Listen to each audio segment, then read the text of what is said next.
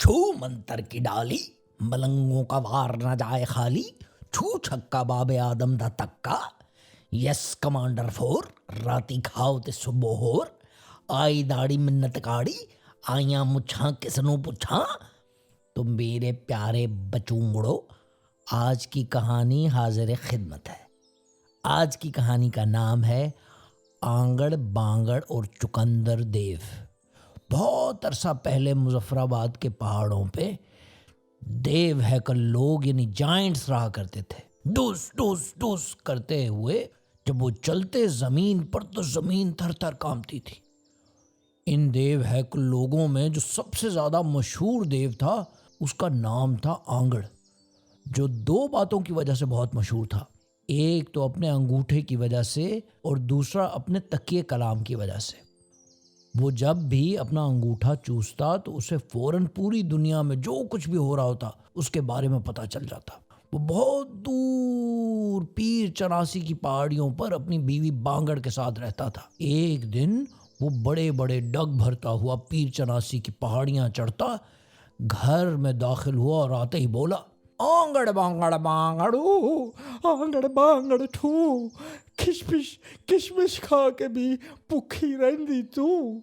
ये वही तकिया कलाम था जिसे बार बार बोलने की उसे आदत थी और इसी वजह से वो इतना मशहूर था। बांगड़ सुनो, आखिरकार चुकंदर देव को मेरे घर का पता चल ही गया, अब क्या होगा।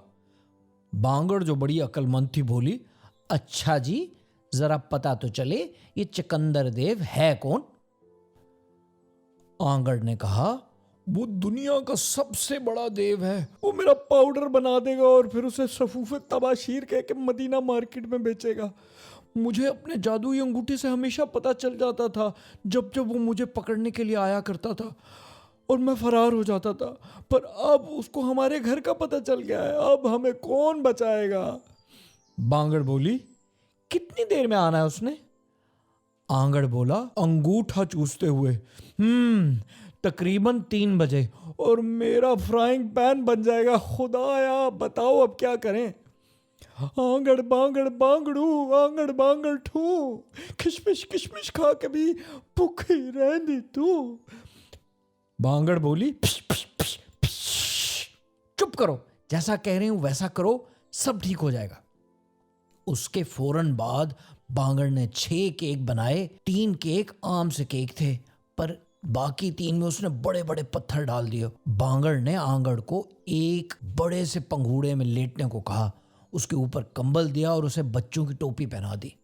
बांगड़ बोली, यहाँ चुप करके बचूंगड़े बन के लेट जाओ और अपना अंगूठा चूसते रहो ताकि तुम्हें वो सब कुछ पता चल जाए जो मैं सोच रही हूँ और मैं तुमसे क्या करवाना चाहती हूँ ये भी तुम्हें पता चल जाए। पर मुझे ये तो बता दो उस देव की जान किस चीज में है। आंगड़ ने कहा, आंगड़ बांगड़ बांगड़ू, आंगड़ बांगड़ ठू, चीचिक चीची खा ले जो मर जाए चुकंदर यूं।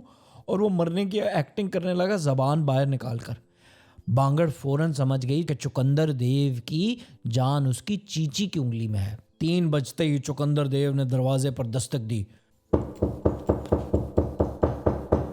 कोई अंदर है? मैं चुकंदर देव हूं।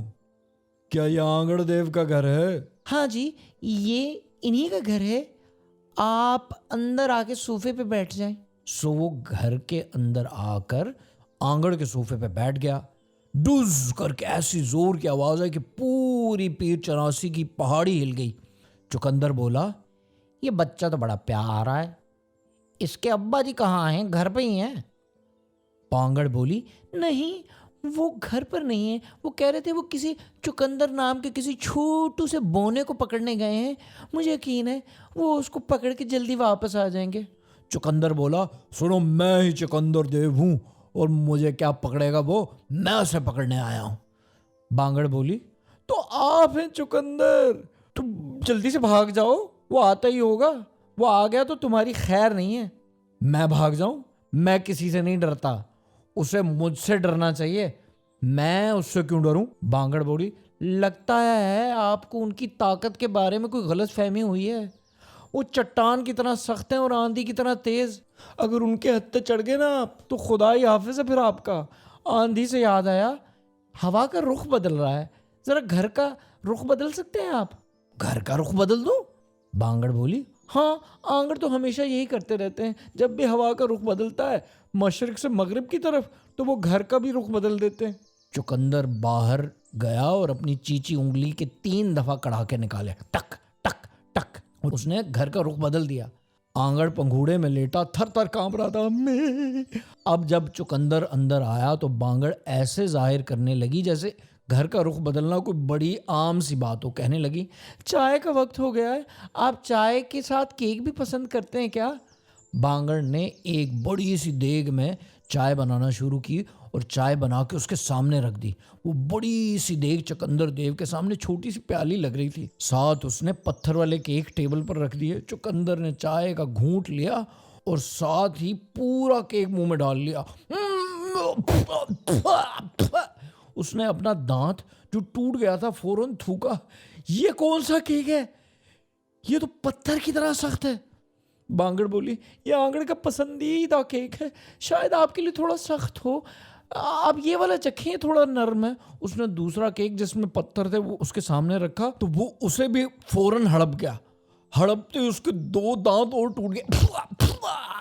उसने दोनों थूके। आंगड़ जो अपना अंगूठा चूस रहा था फौरन समझ गया कि बांगड़ क्या चाहती है। उसने जोरों से चीखना शुरू कर दिया। बांगड़ बोली, ओहो, जगा दिया ना आपने मेरे बच्चे को। आंगड़ चीखते हुए बोलने लगा, केक चाहिए, केक चाहिए, केक चाहिए। बांगड़ ने कहा, ले मेरे बच्चे, केक खा ले। चुकंदर ने जब देखा कि बच्चे ने केक का जर्रा जर्रा खा लिया तो वो डर गया। कहने लगा, मेरा ख्याल है मैं चलता हूँ। जब आपके मियाँ आ जाए तो मेरी तरफ से इस डरावने बच्चे की पैदाइश पे उन्हें बहुत सी मुबारक दीजिएगा, भूलिएगा नहीं। बांगड़ बोली, आप इसको डरावना बच्चा कह रहे हैं? ये तो बड़ा प्यारा है, इसको करीब से आके देखें। ये कहते हुए उसने कंबल हटा दिया और बांगड़ लाते मार के रोना शुरू हो गया।